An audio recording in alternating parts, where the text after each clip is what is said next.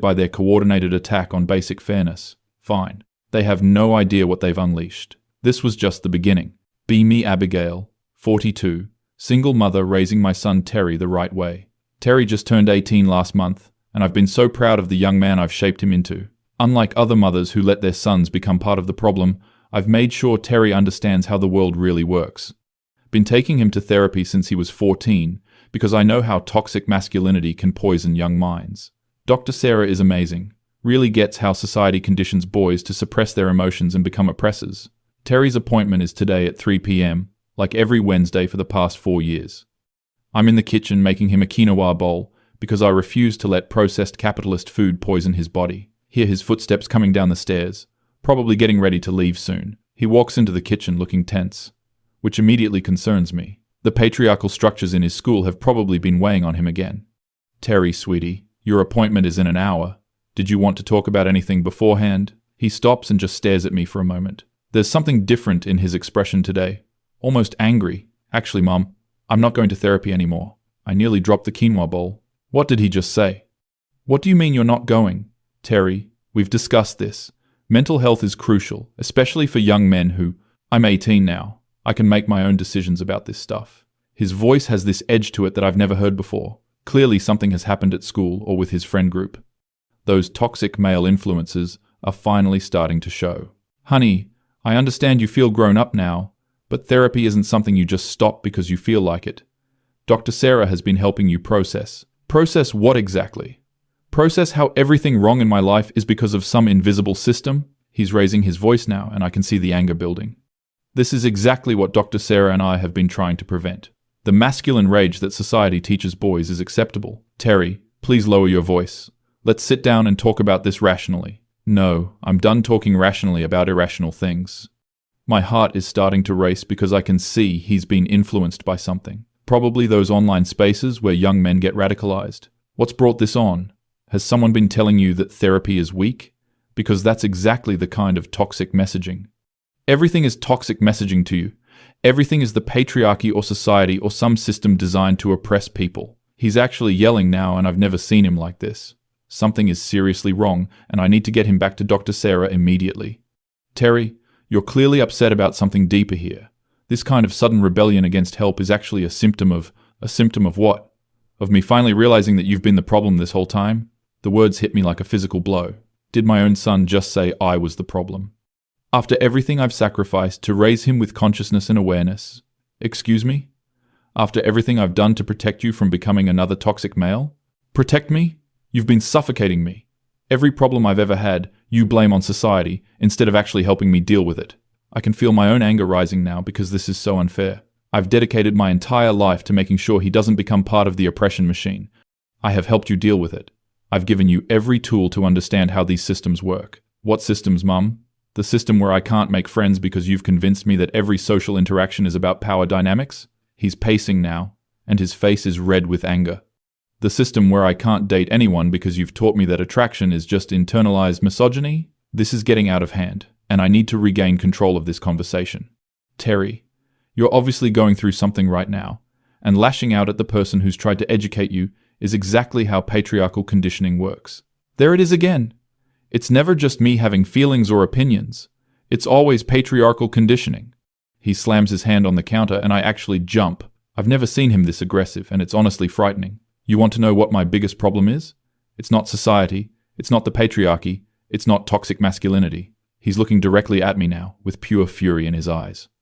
My biggest problem is that my mother has spent my entire life convincing me that I'm either a victim or a potential oppressor, and never just a person. I can feel tears starting to form because this is so painful to hear. After all the sacrifice, all the consciousness raising, all the protection I've provided. Terry, you don't understand what I've saved you from. The world is full of systems designed to turn young men into what? Into people who can function normally? Into people who don't analyze every human interaction through the lens of oppression? This is spiraling completely out of control. I need to call Dr. Sarah immediately because this is obviously a breakdown. You clearly need professional help right now. I'm calling Dr. Sarah. Don't you dare call her. I'm done with therapy. I'm done with your constant analysis of everything. And I'm done pretending that your worldview makes any sense. He's moving toward the door now, and I'm starting to panic. Terry, please don't leave while you're this upset. We can work through this. Work through this? Like we've worked through everything else by blaming it on society? I'm following him to the front door because I can't let him leave like this. When you couldn't make the basketball team, you told me it was because coaches favor traditionally masculine players instead of helping me get better. He's putting on his jacket while he's talking, and I'm getting more desperate. When Sarah Martinez wouldn't date me, you said it was because she'd been conditioned to prefer toxic masculinity instead of acknowledging that maybe she just wasn't interested. These examples are completely missing the point and show how much deprogramming he needs. Terry, those are real systemic issues that affect young men. I was trying to help you see the bigger picture. The bigger picture? The bigger picture is that I'm 18 years old and I can't handle basic life challenges because you've taught me that everything is someone else's fault. He opens the front door and I'm starting to lose it completely. This cannot be happening after everything I've invested in raising him correctly. Where are you going? You can't just run away from difficult conversations. I'm going to Dad's house. My ex-husband Gerald, who has been completely useless in Terry's development. Gerald, who represents everything wrong with traditional masculinity. Your father doesn't understand these issues the way I do. He'll just reinforce all the harmful patterns. Maybe harmful patterns are better than no patterns at all. Terry turns around, and his face is full of pain and anger. At least Dad lets me fail without explaining how my failure is society's fault. I can feel my chest getting tight, and my breathing becoming shallow. This is exactly the kind of moment Dr. Sarah warned me about, when the patriarchal programming tries to reassert itself. Terry, please come back inside. You're hurting right now, and making decisions based on pain. I'm making decisions based on finally understanding that you've been the source of my pain. He takes a step back toward me, and I think maybe he's reconsidering, but his expression just gets angrier. You want to know what I figured out? You don't actually care about helping me. You care about being right about your theories. That accusation is so unfair I can barely process it. Everything I've done has been about helping him navigate a difficult world. That's not true. Every choice I've made has been about protecting you and educating you. Protecting me from what? From learning how to solve my own problems? From taking responsibility for my own life? I can feel my voice getting higher as the stress builds. From becoming another man who contributes to the oppression of others. There it is. You'd rather have a son who can't function than a son who might not share your exact worldview. This conversation has become completely irrational. He's clearly been influenced by something or someone. Who have you been talking to? Because this sudden change doesn't happen in a vacuum. I've been talking to reality, Mom. I've been talking to the part of my brain that you've been trying to suppress for 4 years. He starts walking down the driveway, and I'm following him. Terry, please don't do this. Don't throw away all the progress we've made. What progress? Progress toward what? He stops and turns around one more time. Being unable to talk to girls without wondering if I'm perpetuating harm? Being afraid to compete at anything because competition is supposedly toxic? Being paralyzed by the thought that every emotion I have is either patriarchal conditioning or internalized oppression? These are the exact conversations we need to be having in therapy. This is why stopping now is so dangerous. These are complex issues that require professional guidance to work through properly. No, they're simple issues that you've made complex by filtering everything through your ideology. I can feel my control of this situation slipping away completely. My heart is racing, and I'm starting to feel dizzy. Terry, you're my son, and I love you, which is why I can't let you make this mistake. The mistake isn't stopping therapy. The mistake was starting it in the first place. He gets to his car, and I realize I might actually lose him if I don't fix this right now. You can't just leave. We need to process this properly. There's that word again. Process. Everything has to be processed instead of just lived. He opens his car door, and I'm starting to feel genuine panic. This is my worst nightmare coming true. Terry, if you leave now, you're proving that you can't handle difficult emotions without running away. And if I stay, I'm proving that I can't make decisions without your approval. The panic is turning into something bigger now. I can feel my chest getting tight and my vision starting to blur. You don't understand what you're doing. You don't understand how the world really works. I understand exactly what I'm doing. I'm choosing to live my life instead of analyzing it to death. He gets in the car and starts the engine. I'm standing in my driveway watching my son drive away. All the work, all the sacrifice, all the consciousness raising, destroyed by whatever toxic influence has gotten to him. I stumble back into the house and my legs feel weak. My hands are shaking as I reach for my phone to call Dr. Sarah. This is an emergency and she needs to know what's happened. The phone rings twice before she picks up. Dr. Sarah? It's Abigail. We have a serious problem. What's going on, Abigail? Terry just had a complete breakdown. He says he's quitting therapy and he's blaming me for everything. I can hear my voice getting higher and more frantic. He's been completely turned against everything we've worked for. Someone has gotten to him. Slow down, Abigail. Tell me exactly what happened. He said I'm the problem, not society. He said I've been suffocating him, he said. I can't even repeat some of the things he said. They were so hurtful and showed how completely he's been manipulated. He said he'd rather fail on his own than succeed with my help. I see. And how are you feeling right now? How am I feeling? I'm devastated. 4 years of work just destroyed by whatever toxic messaging he's been exposed to. I'm pacing around my living room now, and I can feel my heart pounding. Dr. Sarah, you have to help me fix this. You have to call him. Abigail, Terry is 18 now. I can't call him without his consent. This answer is completely unacceptable. She doesn't understand the urgency of this situation. But this is exactly the kind of crisis we've been trying to prevent. This is the patriarchal backlash we talked about. I understand you're upset, but we need to respect Terry's autonomy here. His autonomy? His autonomy is being compromised by toxic influences. I can feel my breathing getting faster and my voice getting louder. Dr. Sarah, you don't understand. He's going to his father's house. Gerald will undo everything we've accomplished. Abigail, I think we should schedule a session for just you to process these feelings. I don't need to process anything. I need Terry back in therapy before it's too late. The frustration is overwhelming now. Nobody seems to understand how serious this is. This isn't about my feelings. This is about saving my son from becoming another toxic male. I hear that you're very concerned, but right now, Terry has made a decision about his own mental health care. I hang up the phone because this conversation isn't going anywhere productive. Dr. Sarah is clearly not grasping the severity of the situation. I need to think about this strategically. Terry is angry right now, but anger is just pain underneath. He's been hurt by something, or someone, and he's taking that pain out on the person who's tried to protect him his whole life. I call Gerald, even though talking to him always makes me feel worse. He answers on the third ring, with that annoyingly calm voice. Hey Abigail, what's up? Terry is on his way to your house, and he's having some kind of breakdown. What kind of breakdown? I can tell Gerald is going to minimize this like he always does. He quit therapy, and he's blaming me for all of his problems instead of understanding how systemic oppression works. Okay, slow down. What actually happened? What actually happened is that 18 years of conscious parenting are being destroyed because he can't handle the complexity of real social justice work. There's a pause on the other end. Abigail, maybe Terry just wants to make his own choices about therapy. His choices are being influenced by toxic messaging. This isn't a real choice. It's a reaction to patriarchal conditioning. Or maybe he's just 18 and wants some independence. Gerald's inability to see the deeper issues is exactly why Terry needed therapy in the first place. Independence? Independence to become another unconscious male who contributes to oppression? Jesus, Abigail. Do you hear yourself right now? I can feel my anger building because Gerald has never understood what's at stake. Do I hear myself advocating for my son's consciousness and well-being? Yes, I hear myself perfectly. You hear yourself turning everything into a political battle instead of just being a mom. That accusation hits me like a slap. After everything I've sacrificed to be the right kind of mother, I am being a mom.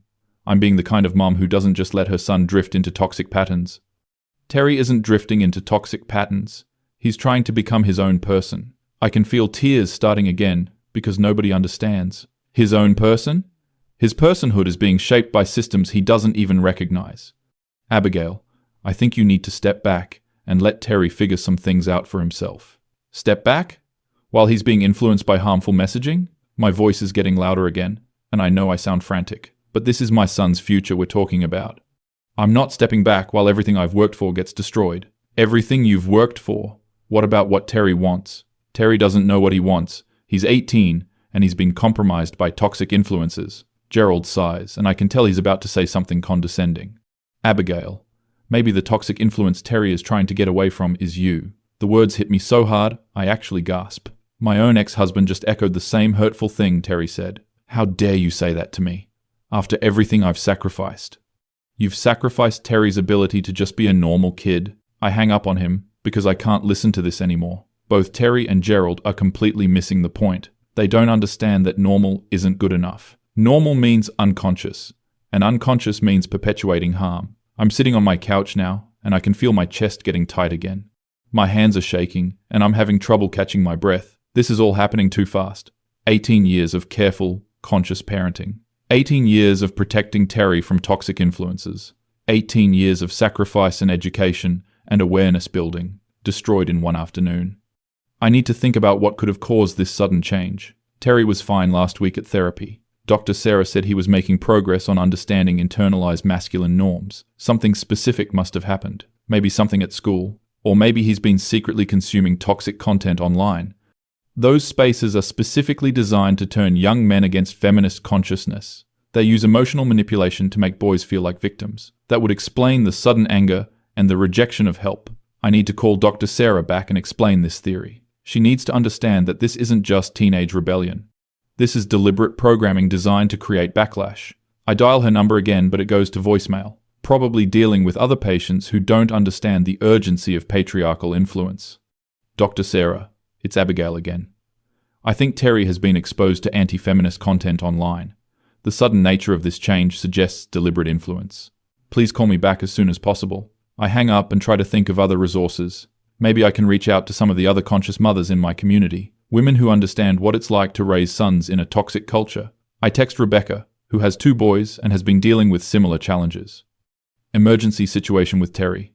He's rejecting therapy and blaming me instead of recognizing systemic issues. Any advice? She responds within minutes. Oh honey, I'm so sorry. How old is Terry now? Just turned 18.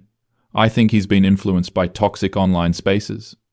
That's such a difficult age. They think they know everything. At least Rebecca understands the situation. Unlike Gerald, who thinks this is just normal teenage behavior, I'm terrified he's going to become another unconscious male who perpetuates harm. You've done everything you could, Abigail. Sometimes they have to learn the hard way.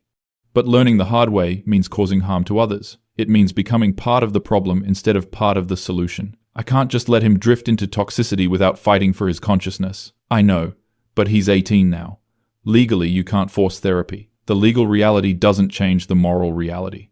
I have a responsibility to protect not just my son, but everyone he might harm. Rebecca, what if your son was about to join a hate group? Would you just step back because he was 18? That's different, Abigail. Is it? Unconscious masculinity causes just as much harm as conscious hatred. There's a long pause before she responds. Maybe you should talk to someone yourself about dealing with this transition. Everyone keeps suggesting that I need help instead of recognizing that Terry needs intervention. I don't need help processing. I need help saving my son from toxic influences. Rebecca doesn't respond right away. Probably because she doesn't understand the urgency either. I'm alone in this fight for Terry's consciousness. I decide to drive to Gerald's house. I need to see Terry face to face and remind him of everything we've worked for. Maybe away from whatever online influences have gotten to him, he'll be able to think clearly. I grab my keys and head out to the car. My hands are still shaking, but I need to act. Sitting at home isn't going to save Terry from becoming another toxic male. The drive to Gerald's house gives me time to think about what to say. I need to approach this strategically. Terry is clearly in pain, and he's projecting that pain onto me. If I can help him identify the real source of his pain, maybe he'll understand. The real source is a society that tells young men they have to suppress their emotions. The real source is a culture that makes boys feel like sensitivity is weakness. The real source is systems designed to turn empathetic boys into oppressive men. I pull into Gerald's driveway and I can see Terry's car. At least he made it here safely. I walk up to the front door and ring the doorbell. Gerald answers with a concerned expression. Abigail, I don't think this is a good idea right now. I need to talk to Terry. This can't wait. He asked me not to let you in if you showed up. My own son is refusing to see me, after everything I've done to protect and educate him. Gerald, this is an emergency. Terry is having a breakdown, and he needs help. Terry is having a breakthrough, not a breakdown. I can feel my anger rising again at Gerald's complete lack of understanding. A breakthrough into unconscious toxicity, yes. Abigail, listen to yourself. You're talking about our son like he's joining a cult.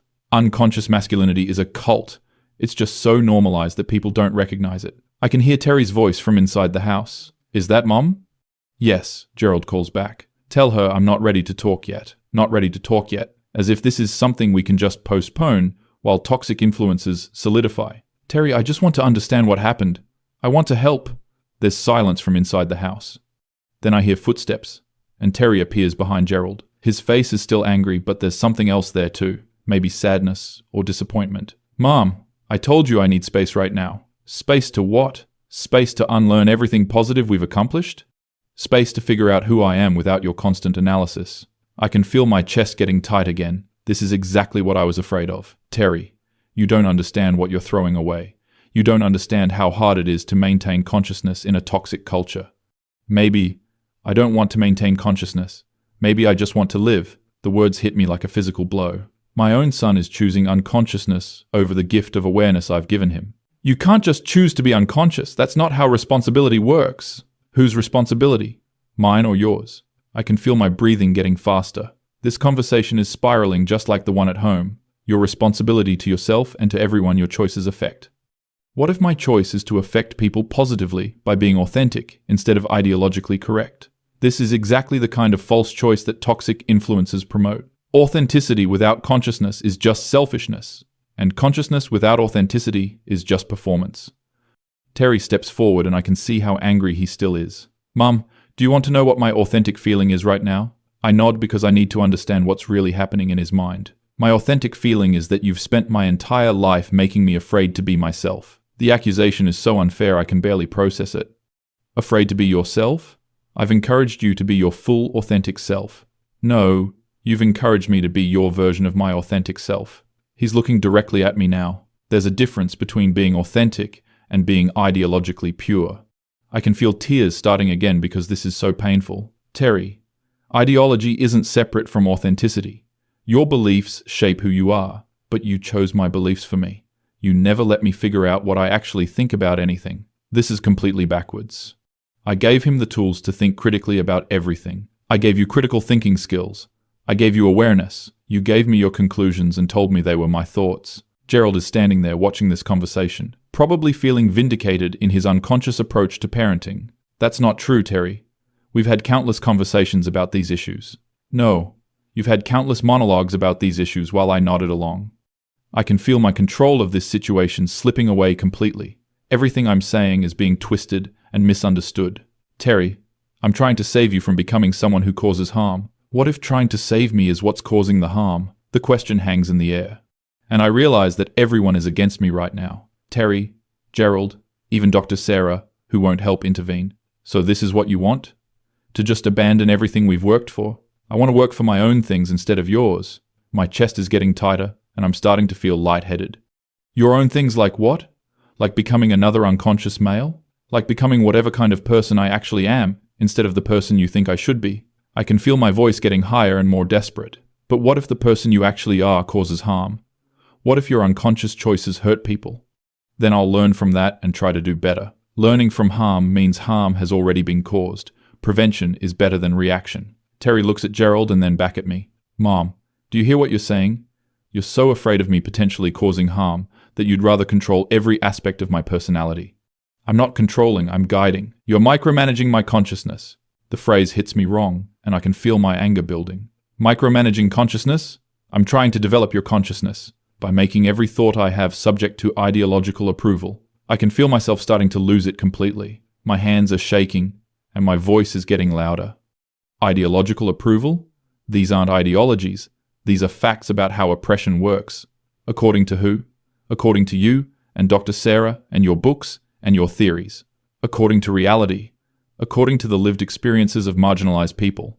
What about my lived experience? What about my reality? His reality is limited by his privilege. He doesn't have the perspective to understand systemic issues. Your reality is shaped by privilege that you don't even recognize. And your reality is shaped by theories that might be wrong. The suggestion that my understanding might be wrong is completely unacceptable. I've spent years educating myself and building consciousness. These aren't theories, Terry. This is how the world actually works. For you. This is how the world works for you. I can feel my breathing getting shallow and my vision starting to blur.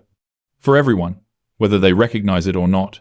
What if some people are happier not recognizing it? Happiness built on unconsciousness is fake happiness, and consciousness built on fear is fake consciousness. I can feel everything starting to fall apart. My son is choosing ignorance over awareness, choosing comfort over truth, choosing selfishness over responsibility. Terry, please don't do this. Please don't throw away everything we've built. We didn't build anything, Mom.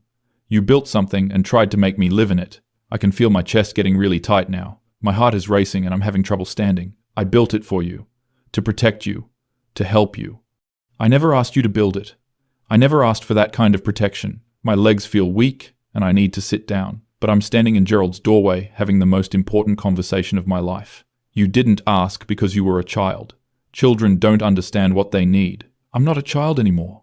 You're 18. You still don't understand how complex these systems are. I can feel my voice breaking. Everything is falling apart, and I can't stop it. Terry, if you reject consciousness now, you might never get it back. Maybe I don't want it back. Maybe consciousness isn't worth feeling terrible about everything all the time. The idea that consciousness makes you feel terrible shows how much work we still need to do. It doesn't make you feel terrible. It makes you aware. Aware of how everything is terrible. Aware of how everyone is either a victim or an oppressor. I can feel myself starting to hyperventilate. That's not what consciousness means. That's exactly what it means in our house. Everything is analyzed. Everything is problematic. Everything is harmful. Terry's voice is getting louder too. I can't even watch a movie without you explaining how it reinforces harmful stereotypes. Because media literacy is important. I can't make a friend without you analyzing the power dynamics. Because social awareness is important. I can't have an opinion without you tracing it back to my conditioning. Because critical thinking is important. I can feel my chest getting really tight and I'm starting to panic. Terry, all of those things are important. They're what separate conscious people from unconscious people. What if I want to be unconscious? What if I want to just live without analyzing everything to death? The idea of choosing unconsciousness is so painful I can barely process it. You can't choose unconsciousness. Once you know how systems work, you can't unknow it. Then maybe I never really knew it. Maybe you just convinced me I knew it. I can feel my breathing getting really fast now. My hands are shaking and I feel like I might collapse. Terry, please don't say that. Please don't throw away 18 years of education. I'm not throwing it away. I'm choosing something different. Choosing what? Choosing ignorance. Choosing authenticity over ideology. They're not separate. Your ideology is part of your authenticity. No, your ideology is part of your authenticity. I need to find my own. I can feel myself starting to completely lose control. My son is rejecting everything I've taught him. Everything I've sacrificed for. Everything I've built our relationship around. Terry, if you reject feminist consciousness, you're choosing to become part of the problem. What if the problem isn't what you think it is? The problem is patriarchal systems that oppress marginalized people. What if the problem is reducing everything to oppression and power dynamics? I can feel my heart racing and my vision getting blurry. This conversation has become completely unhinged. Those aren't reductions. Those are the actual structures that govern social relationships. According to your books and your theories, and your therapist. According to reality, your reality. I can feel everything starting to spin. My chest is so tight I can barely breathe. My son is choosing unconsciousness over consciousness. Choosing selfishness over responsibility. Choosing comfort over truth. Terry, please don't do this to me. I'm not doing this to you. I'm doing this for me. For you? What about everyone you might harm? What about the harm you've already done to me? The accusation hits me like a slap. Harm that I've done, after dedicating my entire life to protecting him from harm. What harm? What possible harm could consciousness and awareness cause? The harm of never being allowed to just be a person instead of a political statement. I can feel my legs getting weak. I need to sit down, but there's nowhere to sit. You are a person. A conscious, aware, responsible person. I'm a project. I'm your proof that you're a good feminist mother. The words hit me so hard I actually gasp. My own son thinks I see him as a project. That's not true. It is true. Every choice I make reflects on your parenting. Every opinion I have gets evaluated for ideological purity. I can feel tears streaming down my face now. Terry, that's not fair. Everything I've done has been about love. Love doesn't require constant surveillance. It's not surveillance. It's guidance. It's control disguised as care. I can feel my breathing getting really shallow. My heart is pounding and I feel like I might faint. Terry, please. I can't lose you. You're not losing me. You're just losing control of me. I never wanted control. I wanted consciousness. You wanted me to have your consciousness, not my own. I can feel everything collapsing. 18 years of work. 18 years of sacrifice. 18 years of love and protection and education. Reduced to control and surveillance and manipulation. I gave you everything. I gave you awareness and critical thinking, and you gave me fear. Fear of being wrong. Fear of being harmful. Fear of being unconscious. My chest is so tight I can barely speak. Fear of those things is appropriate. Those things are harmful. Being terrified of your own thoughts is harmful. I can feel myself starting to hyperventilate. Everything is falling apart and I can't fix it. Terry, please come home. Please let me help. I don't want your help anymore, Mum. The words hit me like a physical blow. My own son doesn't want my help. After everything I've sacrificed to give him the best possible guidance. You need help. Everyone needs help navigating these complex systems. Maybe I need help, but not your kind of help. What other kind of help is there? Help that doesn't come with conditions about who I'm supposed to become. I can feel my vision getting blurry and my legs getting weak. I never put conditions on you. I just wanted you to be conscious. Conscious, according to your definition of consciousness. There's only one definition. Either you're aware of systemic oppression or you're not. What if there are other things to be aware of besides oppression? The question doesn't even make sense. Oppression is the fundamental structure that shapes everything else. Like what? What else is there besides understanding how power works? Like understanding how people actually feel about their own lives. People's feelings are shaped by systems they don't understand. Maybe your understanding of systems is shaped by feelings you don't recognize. I can feel myself completely losing control now. My son is questioning the fundamental basis of everything I believe. My understanding is based on research and education and lived experience. Whose lived experience? Yours or mine? Mine is irrelevant because I have privilege. What if privilege isn't the only thing that matters about a person? I can feel my heart racing so fast it hurts. My hands are shaking and I'm having trouble standing. Privilege is the fundamental factor that determines your relationship to systems of oppression. What if some people relate to the world in ways that don't fit your system? I can feel everything spinning around me. My son is rejecting not just my guidance but my entire worldview, the foundation of everything I've built our relationship on. Terry, please. Please don't do this. Please don't choose unconsciousness. I'm not choosing unconsciousness. I'm choosing my own consciousness. There's no such thing as your own consciousness. Consciousness is objective. According to who? According to everyone who understands how oppression works. What if understanding oppression isn't the most important thing in the world? The suggestion is so painful I can barely process it. Understanding oppression is the foundation of being a good person. It's the foundation of not causing harm. What if your obsession with not causing harm is causing harm? I can feel my chest getting so tight I can't breathe. My vision is blurring and I feel like I might collapse. That doesn't make sense. It makes perfect sense. You've been so afraid of me becoming harmful that you've made me afraid of being human. I can feel myself starting to hyperventilate. Everything I've worked for is being destroyed. Human? What do you think being human means? Making mistakes, learning from them, forming relationships, having experiences that aren't filtered through ideology. Ideology isn't separate from experience. Your ideology shapes your experience. Your ideology shapes your experience. I want to see what my experience shapes. I can feel my legs giving out. I need to grab onto something, but there's nothing there. Terry, please, I'm begging you. Please don't throw away everything we've built. We never built anything together, Mum. You built something and expected me to live in it. I can feel myself starting to completely break down. My son is rejecting 18 years of love and sacrifice and education. I built it because I love you, because I wanted to protect you. I know you love me. But love isn't supposed to be a cage. The word cage hits me like a physical blow. I never built a cage. I built awareness. It's not a cage. It's consciousness. It's freedom from unconscious harm. It's freedom from choice. It's freedom from authenticity. It's freedom from being myself. I can feel myself sobbing now. My chest is so tight and my heart is racing so fast. Terry, please, please don't leave me. Please don't become someone who causes harm. Mum, the person who's caused me the most harm is you. The words hit me so hard I actually scream.